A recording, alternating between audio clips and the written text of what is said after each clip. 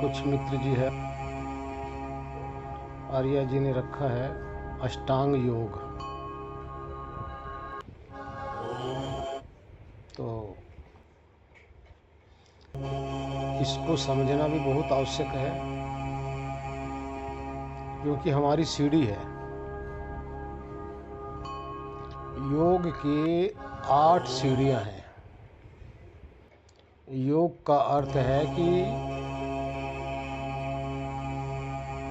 आपको स्वयं के आत्मा तक पहुंचने के लिए, स्वयं के स्वरूप में ठहरने के लिए आपको छत पर जाना है। और छत पर आप उस खुले वातावरण में ही अपना साक्षात्कार कर सकते हैं। लेकिन छत पर जाने के लिए 8 सीढ़ियां हैं। वो स्टेप होता ना, क्या कहते हैं उसको, सीढ़ियों के, जिससे चढ़ के जाएंगे आप। तो वो 8 सीढ़ियां पार करने के बाद में ही आप अपने स्वरूप में स्थित हो सकते हैं। 8 सीढ़ियां क्या है, पहले गिनती करा देते हैं, फिर विस्तार से। प्रथम सीढ़ी है यम। योग के अनुसार, क्योंकि योग की बातचीत चल रही थी, आर्या जी ने वहाँ का जिक्र किए हैं। प्रथम सीढ़ी है यम, पहली सीढ़ी, छत पे जाने के लिए पहला प्रथम स्टेप है। दूसरा स्टेप है नियम। तीसरा स्टेप है प्राणायाम।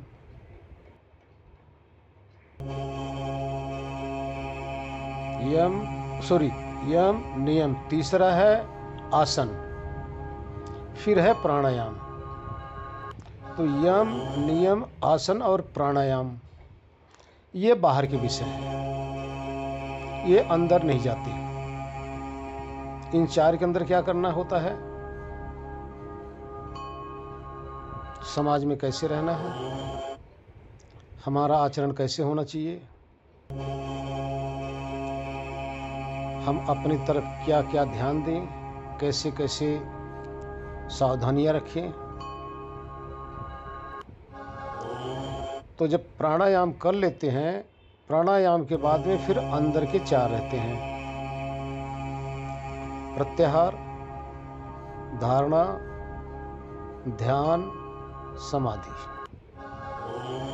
ये 8 स्टेप है छत पे पहुंचने के लिए सीढ़ियों के।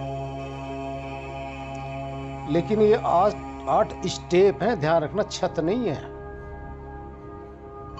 ये 8 सीढ़ियों के द्वारा आप छत पे पहुंचेंगे। छत का अर्थ है आपकी समाधि लगेगी। लेकिन इन मार्ग के द्वारा आपको जाना ही पड़ेगा। विस्तार से, यम के अंदर भी 5 भाग है। 5 भाग क्या है? सबसे प्रथम आध्यात्मिक पुरुष के लिए सबसे स्टार्टिंग क्या है? सत्य, अहिंसा, अस्तेय, ब्रह्मचर्य, अपरिग्रह। सत्य का अर्थ है जैसा आपने देखा है, जैसा आपने सुना है, जैसा आपने चखा है, जैसा आपने अनुभव किया है, वैसे ही वाणी से निकलना चाहिए। अगर आध्यात्मिक पुरुष बनना है तो प्रथम ये शर्त है, सच बोलो। दूसरा क्या है? अहिंसा। अहिंसा मुख्य 3 प्रकार की होती है, वैसे 81 प्रकार की होती है।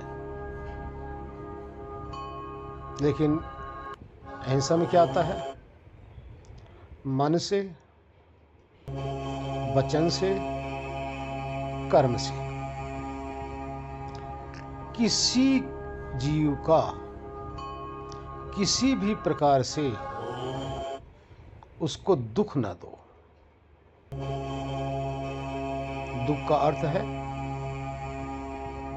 कि यदि आपको जो चीज प्रिय नहीं लग रही है तो वो दूसरे को भी प्रिय नहीं लगेगी।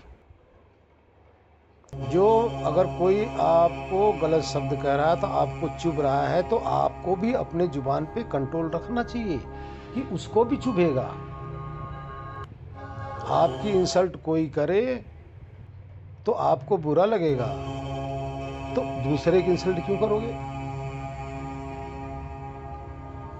इसी तरह से कट वचन शरीर से या वैसे ये हिंसा उचित नहीं आध्यात्मिक प्राणी के लिए। तीसरा, ब्रह्मचर्य। ब्रह्मचर्य का दो अर्थ होता है। एक तो होता है कि आप शादीशुदा हैं, पति पत्नी हैं,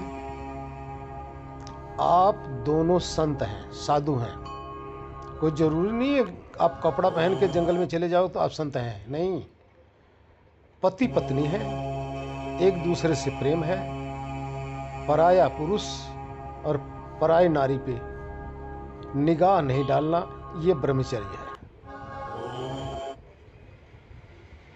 इसका दूसरा अर्थ होता है, ब्रह्म कहते हैं ईश्वर को, गॉड को, उन्हीं को अपना गुरु स्वीकार करते रहना जो जन्म जन्मांतर से जो हमारे संग है, अंग संग लगे हुए हैं, उस ईश्वर को अपना आचार्य स्वीकार करते रहना। ये तीन हो गया जी, सत्य हो गया, अहिंसा हो गया, ब्रह्मचर्य हो गया। अस्तेय। अस्तेय का अर्थ होता है चोरी, यानी ना किसी के धन को, ना किसी की वस्तु को, ना किसी के बच्चों को, किसी भी प्रकार से जो परमात्मा ने हमें दिया हुआ है हम उसमें संतुष्ट रखें अपने आप को, मेहनत करें और स्वयं कमाएं। अनायास ही दूसरे की चीज को चोरी करने की हमारी आदत ना हो। 4 हो गई। 5वां अपरिग्रह है। अपरिग्रह का अर्थ है बहुत अधिक संचय के चक्कर में ना पड़े। यदि हम साधना कर रहे हैं तो इतना तो हमारे के समझ में आ ही गई होगी कि जीवन का एक क्षण का कोई भरोसा नहीं है। आज है, ये सांस चल रही है, अगली सांस वापस आएगी या नहीं आएगी कोई गारंटी नहीं है। कोई आज तक दुनिया में कोई गारंटी नहीं ले सकता। लेकिन कहते हैं जब तक सांस है तब तक आस है। आस भी होना चाहिए। तो इस तरह से ये प्रथम सीढ़ी का ये 5 भाग हो गए। ये आचरण हमें बाहर करना है। समाज के लिए अपने अंदर शुद्धता आएगी। ऐसा करने के बाद में जिसके अंदर ये 5 गुण आ गए, वो सोचता है मेरे भाई संत है, कहीं भी बैठा रहेगा वो साधु ही है, संत है और मस्त रहेगा। अब आगे देखिए, नियम में भी 5 आ जाते हैं। जब यम में 5 हैं तो नियम में भी 5 है। नियम में क्या है? शौच, संतोष। शौच क्या है? यानी शुद्धता रखना। किसका? जहां आप रह रहे हो वहां की भी शुद्धता रखो, गंदगी नहीं होनी चाहिए। जो कपड़े पहन रहे हैं वो भी शुद्ध होना चाहिए। जो भोजन हम खा रहे हैं ये भी सात्विक होना चाहिए, शुद्ध होना चाहिए। इसमें किसी की चीख नहीं होनी चाहिए। किसी की हत्या नहीं होनी चाहिए, शुद्ध शाकाहारी, इस तरह से होना चाहिए। इसको कहते हैं संतोष। सॉरी,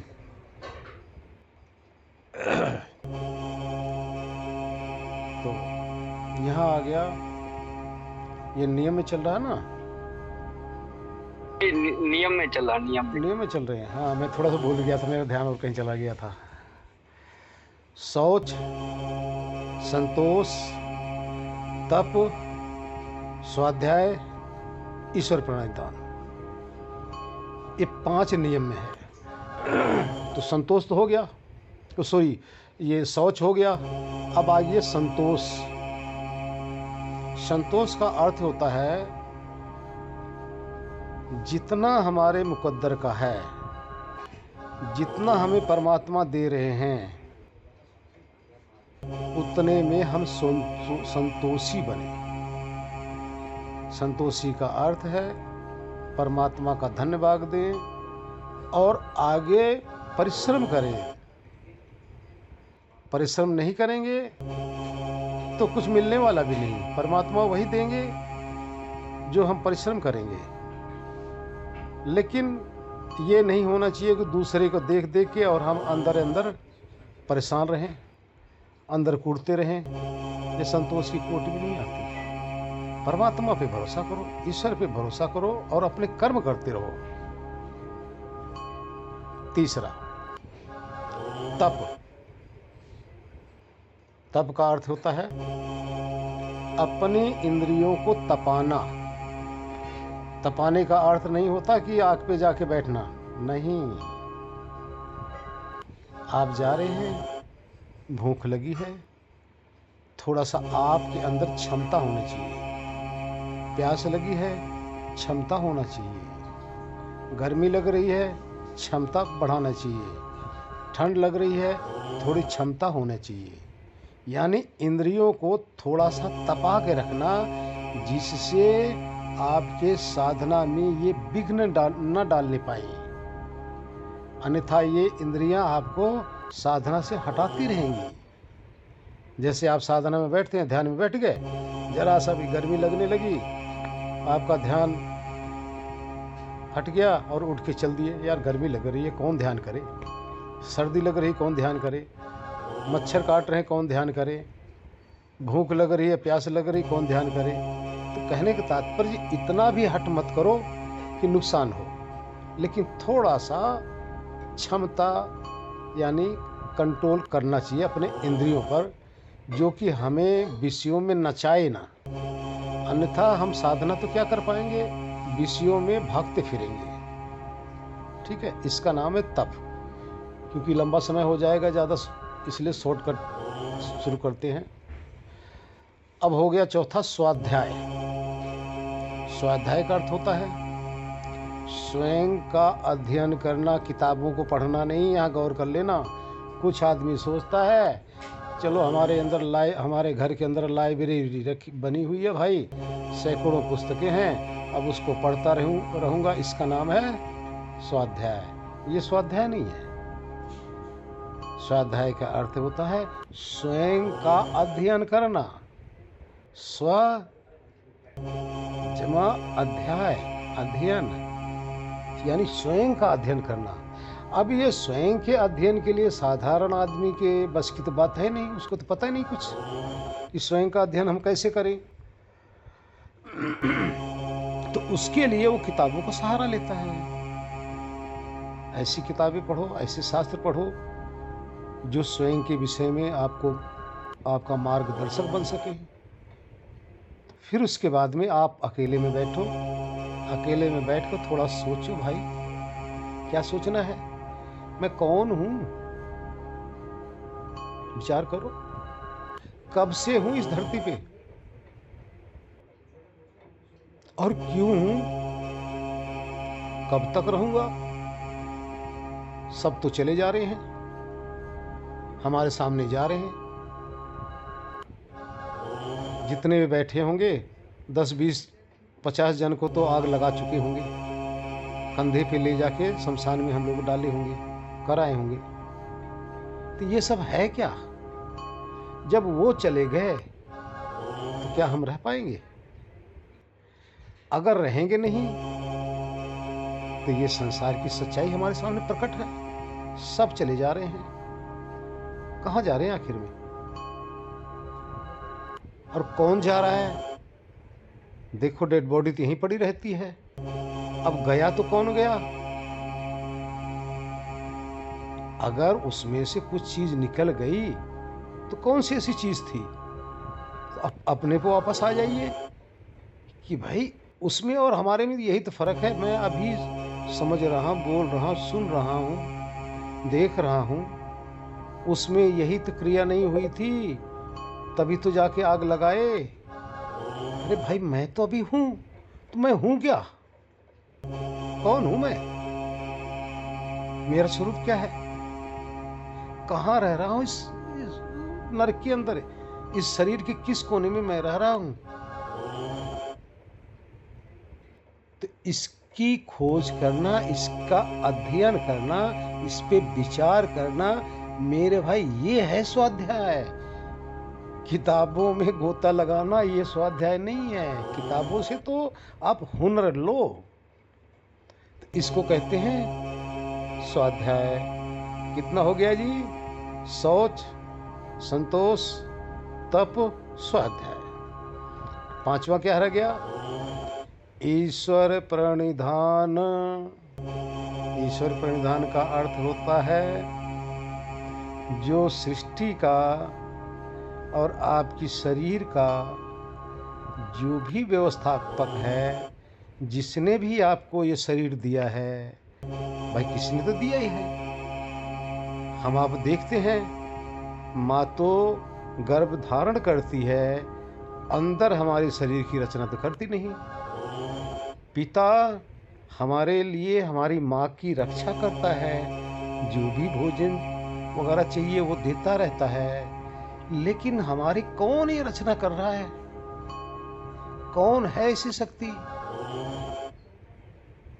तो उसके समर्पित रहना, यानी उसको ही सर्वे सर्वा मानना, उसके अधीन हो जाना, उसको समर्पित कर देना अपने आप को, उसके मतलब उसको हमेशा ख्याल में रखना कि सर्वाधार ईश्वर है। अपने पे जरा सा भी अहंकार घमंड ना आने पाए, क्योंकि ईश्वर क्या है? सबके घमंड को खाने वाली शक्ति का नाम ईश्वर है। जब हम जीवात्माओं का अहंकार रूपी जब गुब्बारा फूलता है ना, तो वो जो ईश्वर हैं वो दुख रूपी सुई चुभाने में भी देर नहीं करते। जैसे हमारा अहंकार का गुब्बारा फूला कि मैं ही सर्वे सर्वा, एक हल्की सी सुई चुभाए नहीं कि सारा का सारा अहंकार ध्वस्त। इसलिए ईश्वर प्रणिधान आवश्यक है मेरे भाई। ठीक है, अब यहां तक तो हुआ यम और नियम, दो ही हुए अभी तक। अब आगे आ जाइए आसन पर। ये तीसरा है। आसन क्या है? कि आप जब भी ध्यान के लिए बैठें, ऐसी जगह चुने जहां बिल्कुल सात्विक हो, शुद्ध हो, जैसे मंदिर, पूजा घर वगैरह आदि आदि। जहां पर आप बैठें तो वहां सुगंध हो, सुगंधित हो, वहां का वातावरण इतना सात्विक हो कि आपका बैठते ही ध्यान लग जाए। एकांत हो, किसी भी प्रकार का खलल न हो, और जिस आसन पे आप बैठो वो आसन ऐसा हो ना तो बहुत ऊंचा हो और न ही ऐसा हो कि उस पे आप बैठे तो नीचे चुभे। अगर बहुत ऊंचा, बहुत गद्देदार होगा तो उस पे नींद आएगी, और बहुत नीचा वैसे होगा, फर्श आपकी चुभेगी, तब भी परेशान होगे। ये हो गया आसन। अब इसके बाद में आ गया चौथा। चौथा क्या है? प्राणायाम। प्राणायाम का अर्थ होता है कि आप जब बैठें तो प्राणायाम तो रोज आप लोग कर ही रहे हैं। प्राणायाम क्या है और क्यों करना चाहिए? प्राणायाम एक ऐसी चीज है, ऐसी रस्सी है, इस रस्सी के सहारे हमारा मन कंट्रोल होता है। एक प्रकार की नकेल है। किसकी? मन की। इस प्राणायाम के द्वारा मन में नकेल लगाकर उसको ठहराया जाता है, उसकी चंचलता को स्थिर किया जाता है। तो अब आप प्राणायाम करते हैं तो ये मन इससे बस में हो जाता है। मन को बस में करने के लिए प्राणायाम आवश्यक है। बिना प्राणायाम के कोई बैठता है तो उसके अंदर तरह तरह के विचार आते हैं। प्राणायाम करने के बाद में विचार शांत हो जाते हैं। ठीक है जी। अच्छा, अब ये जो 4 चीज हैं ये बाहर के हैं, अभी अंदर ये कोई लागू नहीं हो रहा है। ये सब बाहर की क्रियाएं हैं। इसके बाद में आगे चलिए। अब अंतर्मुखी होने के लिए हमें क्या करना है? अब यहां पे आ गया प्रत्याहार। प्रत्याहार का अर्थ होता है अंतर्मुखी होना, यानी अपने जो हमारी इंद्रियां अपने अपने विषयों की तरफ अभी खुली हुई हैं। जैसे आंख रूप की तरफ खुली हुई है, कान शब्द की तरफ खुला हुआ है, त्वचा स्पर्श की तरफ खुली हुई है, नासिका गंध की तरफ खुली हुई है, रसना रस की तरफ खुली हुई है, और मन इन 5 इंद्रियों का दास हुआ, 5 इंद्रियों के पीछे भाग रहा है। तो अब हमें क्या करना है? अब इसको अंतर्मुखी करना है।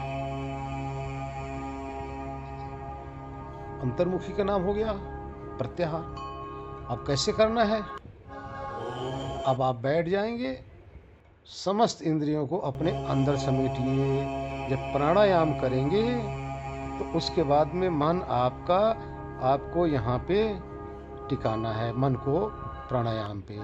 आपकी बाहर की इंद्रियां अपने आप सिमट के अंदर आ जाएंगी। जब अंदर आ जाएंगी तो अब आपके इससे आगे की बारी आएगी धारणा की। धारणा क्या है? एक प्रकार का कसम है,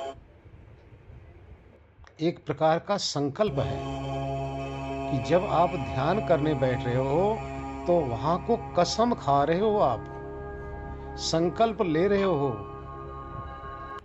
अपने अंदर विल पावर यहां पैदा कर रहे हो। क्या कर रहे हो? कि जिस विषय को हम याद करने जा रहे हैं उसके सिवा दूसरा हमारे मस्तिष्क में नहीं आना चाहिए। ठीक है जी। यह है धारणा, ये संकल्प लेना है। अब आप बैठ जाओ। धारणा के बाद में क्या आएगा? ध्यान। ध्यान क्या है?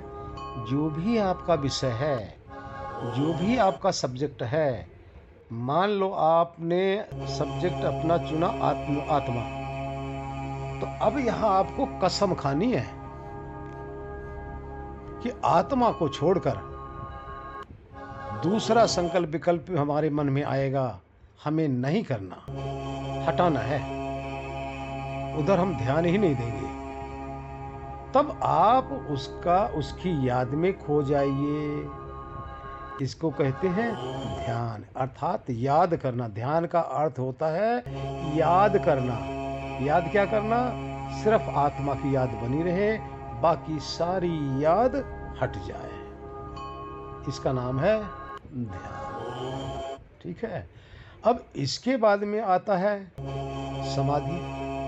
अब आप जब ध्यान करते करते जब एक ही विषय को आप याद रखेंगे, अपने आत्मा को ही सिर्फ याद रखेंगे, आत्मा के सिवा दूसरा विषय नहीं आने पाएगा। अगर आपने घंटा, आधा घंटा, 1.5 घंटा ऐसे अगर आपने कर लिया तो आप अनुभव करेंगे कि याद भी बिसर जाएगी, याद भी चली जाएगी। यानी फिर आप याद नहीं करेंगे, अपने आप ही वो समाप्त हो जाएगी याद। जब याद समाप्त हो जाएगी तो आगे क्या होगा? ये आपके लग गई समाधि। समाधि का अर्थ हो गया जो याद कर रहे थे बुद्धि से कर रहे थे, अब बुद्धि काम करना बंद कर दी। बुद्धि जब काम करना बंद कर दी तो क्या हुआ? अब समाधि का फल मिल गया। समाधि का परिणाम क्या है? आत्मा आत्मा में ठहर गया, तत्व के अंदर ही स्थिर हो गया। जब आत्मा आत्मा में कैवल्य स्वरूप में स्थित हो गया तो अब आपने ये 8 सीढ़ी पे जो चढ़कर इतना परिश्रम करके जो ज्ञान रूपी पकवान अब तक आपने पकाया, यानी आत्मा को अब आपने जो अलग किया, अब उसमें ठहर के अपनी शुद्ध मुक्त रूप स्वरूप का अनुभव करके उसी में निमग्न हो जाओ। निमग्न हो गए, अब आप छत पे जाकर स्वरूप में मग्न हो। अब यहाँ किसी प्रकार का कुछ नहीं। ये है यम नियम आसन प्राणायाम प्रत्याहार धारणा ध्यान समाधि, उसका फल आत्म साक्षात्कार। हरिओम नारायण कर देते हैं। आहार का अर्थ है साधु को। देखिए, साधु किसे कहते हैं पहले इसको समझ लिया जाए। जो साधना करने लग रहा है उसी का नाम साधु है। अब हम सब साधु हैं, ध्यान रखना। चोला पहन लोगे तब साधु नहीं होगे। जो साधना करता है उसी को साधु बोलते हैं। और साधु का जो आहार शुद्ध सात्विक होना चाहिए। सात्विकता में क्या आता है? फल आ जाता है, अन्न आ जाता है, दूध दही घी, ये सब सात्विक में आता है। दूध दही घी सात्विकता में, साग सब्जी सात्विकता में, अन्न हमारा सात्विकता में। सब्जी बनती है, अधिक मिर्च मसाला जिसमें होता है वो सात्विक नहीं, वो राजसिक हो जाता है। जो बहुत गर्म खाता है वो तामसिक हो जाता है। यानी एक उचित खाना शुद्ध सात्विक, जैसा खाओगे अन्न वैसा बनेगा मन। इसलिए इस तरह से करने से मन भी हमारा प्रसन्न रहेगा, शरीर भी स्वस्थ रहेगी और वातावरण भी हमारा शुद्ध रहेगा, आचरण भी शुद्ध हो जाएगा। नारायण। साधना के समय या तो पूर्व दिशा मुख हो या उत्तर हो, यह सबसे उत्तम होता है। पश्चिम हो ये भी चलेगा, दक्षिण नहीं होना चाहिए। जी। दक्षिण नहीं होना चाहिए। हाँ, क्योंकि दक्षिण दिशा में ना तो पाँव करके सोना चाहिए और ना दक्षिण दिशा में। कभी आप देखो दक्षिण दिशा में करके पूजा पाठ तक नहीं होता हिंदुओं घरों में। जी जी जी हरि। आप लोग अपने अपने आसन को ग्रहण करें। ध्यान रहे कि जब भी आप ध्यान करने लग जाओगे, ये अष्टांग योग आपको जब समझाया गया है तो इसका पालन भी करना पड़ेगा। अभी तक हमने इसलिए नहीं समझाया कि आप लोग पालन करेंगे नहीं, लेकिन अब आप जब ध्यान करने जा रहे हो तो कसम खा लो कि मेरे सिवा दूसरा विचार नहीं आना चाहिए। मैं आत्मा हूँ, मैं ही चेतना हूँ। इस शरीर में सर्वाधार मैं ही हूँ शरीर का। इसलिए अपने को छोड़ के कोई भी याद नहीं करना। चलो बैठो आसन पे। सबसे पहले प्राणायाम शुरू करो।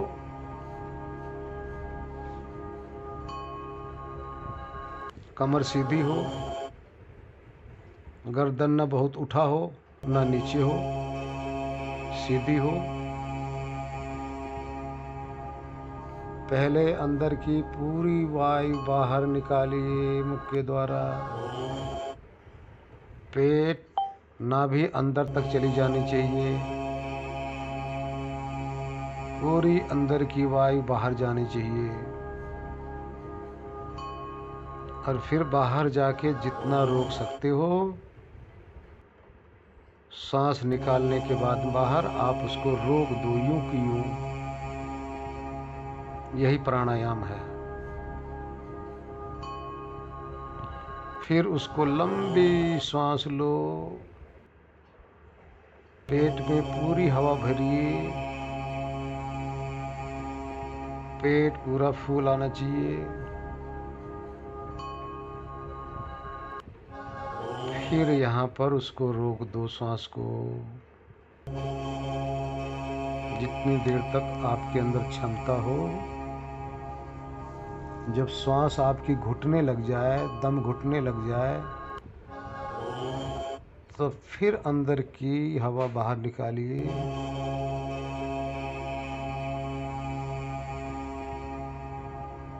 फिर वहाँ रोक दो। फिर उसको अंदर लीजिए, लंबी सांस।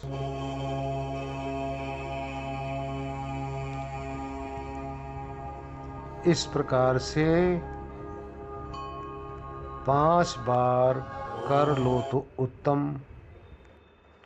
5 बार अगर नहीं करते हो तो कम से कम 3 बार बहुत जरूरी है।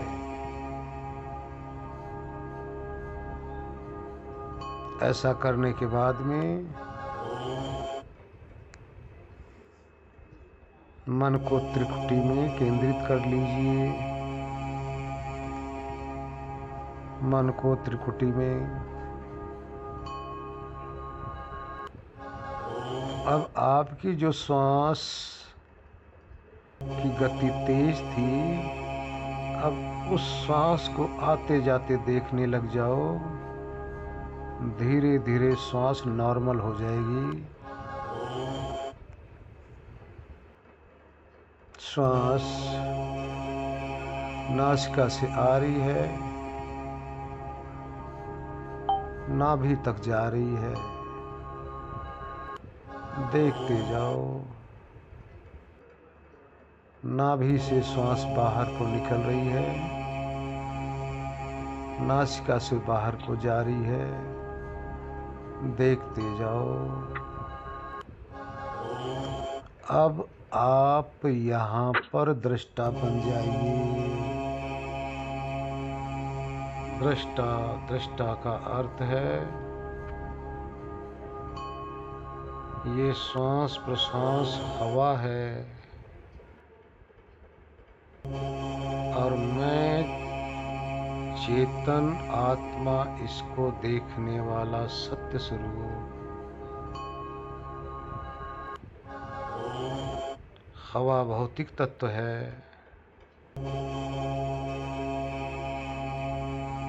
मैं आत्मा हूँ।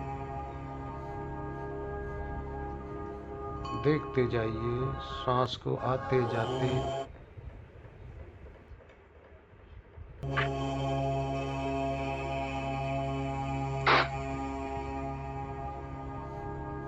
सांस को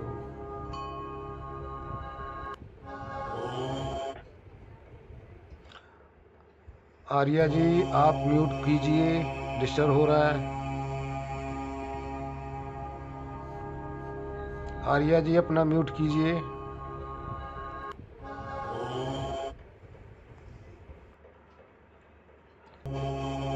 श्वास पे जोर नहीं देना है, श्वास को महत्व नहीं देना है। श्वास कचरा है, श्वास भौतिक तत्व है। मैं इसका दृष्टा चेतन आत्मा हूँ। उस श्वास से उत्तम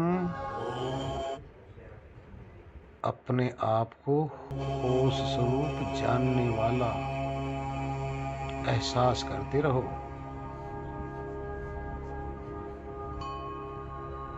अब आ जाइए त्रिकुटी पर। मन को त्रिकुटी पर केंद्रित कीजिए। अब इस त्रिकुटी का दृष्टा बन जाइए। यहाँ जो भी हो रहा है मैं इसको जान रहा हूँ।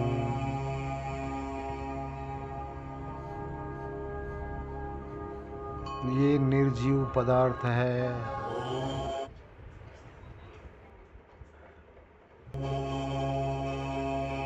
और मैं देखो सजीव पदार्थ हूँ। ये मुझे नहीं जानता। ये मन त्रिकुटी पे जो कुछ भी हो रहा है ये मुझे नहीं जान सकता। देखो मैं देखो कैसे जान रहा हूँ इसको। मैं जानने वाला चेतन हूँ। मैं सजीव हूँ। त्रिकुटी पर जो कुछ हो रहा है उसको मैं जान रहा हूँ। वो मुझे नहीं जान सकता क्योंकि ये मन निर्जीव है।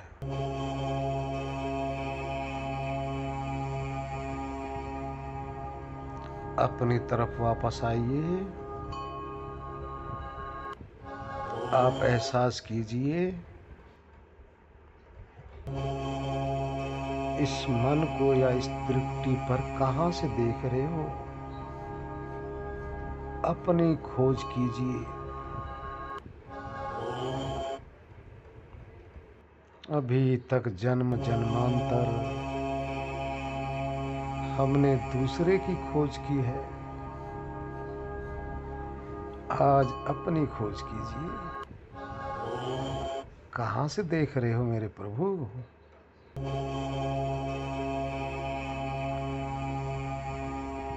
त्रिकुटी पर कौन देख रहा है उसको अनुभव करो।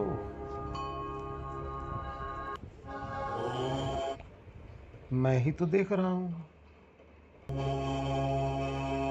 मुझे पता है। मैं ही तो जान रहा हूं। त्रिकुटी तो मुझे जान नहीं सकती। मन तो मुझे देख नहीं सकता।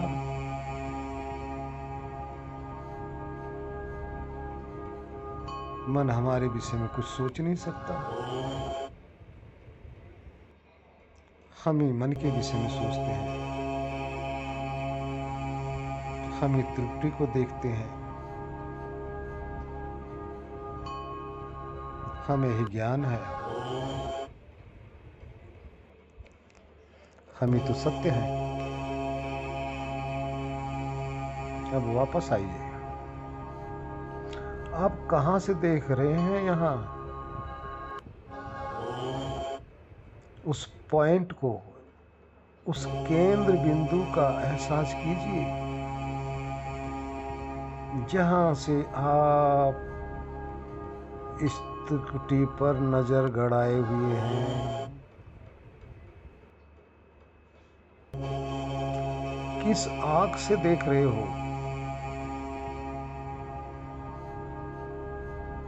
मांस के लोथड़े वाली आंख तो बाहर बंद है। मन को हमने त्रुटि पर ठहरा रखा है। इतने सोच मन को किस शक्ति के द्वारा हम देख रहे हैं, कौन सी आंख से देख रहे हैं, खोज करो अपनी। अरे यही मेरी दिव्य दृष्टि है, यही अंतर्दृष्टि है, यही दिव्य नेत्र है और यही मेरा स्वरूप है। एहसास कीजिए अपने अस्तित्व का। अनुभव कीजिए अपने को।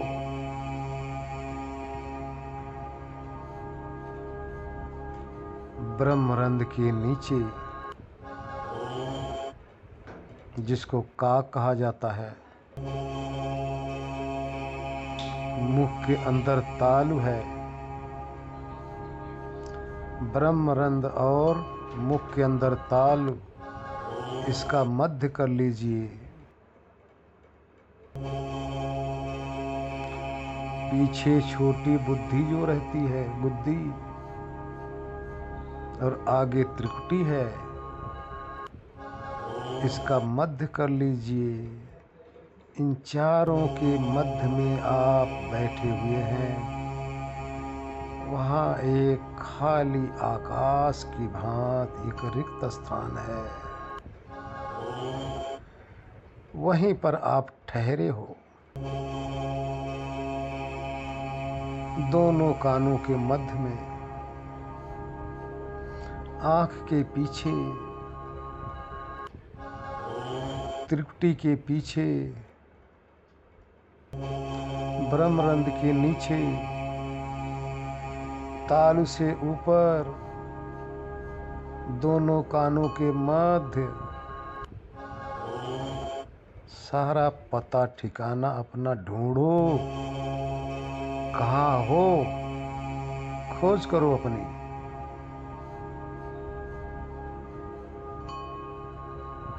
जिससे देख रहे हो, किसी प्रकार का ना भौतिक नेत्र है, ना कोई सूक्ष्म नेत्र है, ना कोई कारण नेत्र है।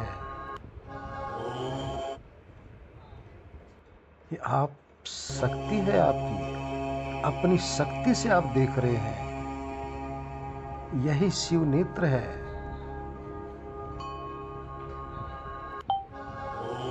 ये शिव आप ही हैं।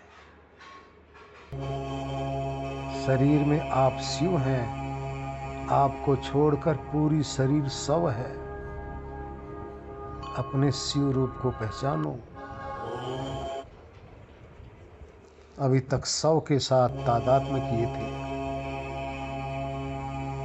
शिव का दर्शन कीजिए। यही आप हैं।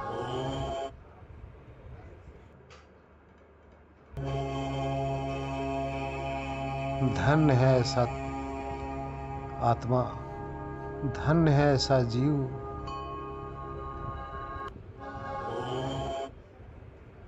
जो ऐसे दिव्य स्वरूप का दर्शन कर ले। जीवन धन्य हो जाता है ऐसे आत्मा का जो अपने इस दिव्य स्वरूप का अनुभव कर ले। आप कर रहे हो। अपने दिव्य स्वरूप को पहचानो। कहाँ से देख रहे हो, कहाँ ठहरे हो? इस खोपड़ी के अंदर, इस खोपड़ी में ही आप हो। एहसास करो अपना। शांत हो जाओ। अपना एहसास बना रहे। अपना विवेक बना रहे।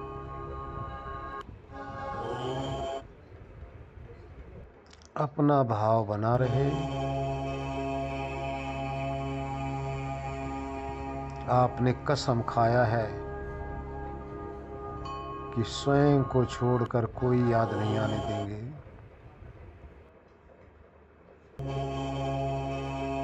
शांत होते जाओ।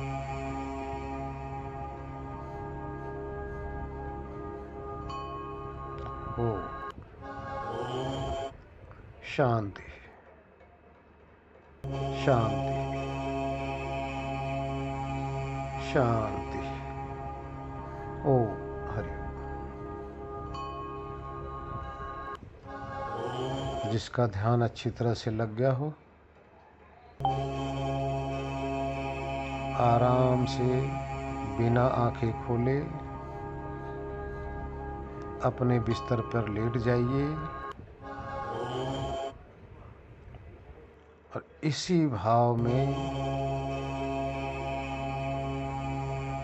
सारी रात आपका बना रहेगा। निद्रा भी आएगी।